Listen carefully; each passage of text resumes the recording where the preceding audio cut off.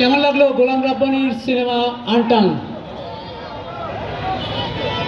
এরপর আমরা প্যাসেঞ্জার দেখব, কিন্তু দর্শকের রিকোয়েস্টে আমরা দ্য সাউন্ড ইজ লাউড এই ছবিটি আরেকবার দেখব। ডাবল স্ক্রিনিং হবে। বৈষম্য বিরোধী ছাত্র আন্দোলনের উপর নির্মিত cinema the sound is loud.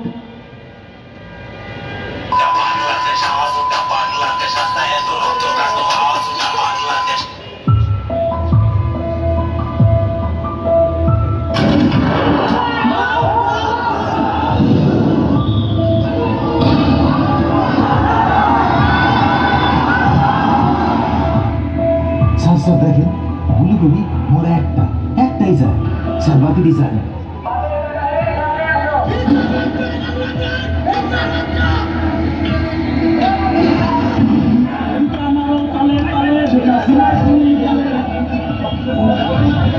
এক লাইনে পুরো বৈষম্য বিরোধী ছাত্র আন্দোলন, রক্ত, ক্ষোভ, অভয়, এ যেন এক নতুন ইতিহাস, নতুন বাংলাদেশ। দার্জিলিং শহর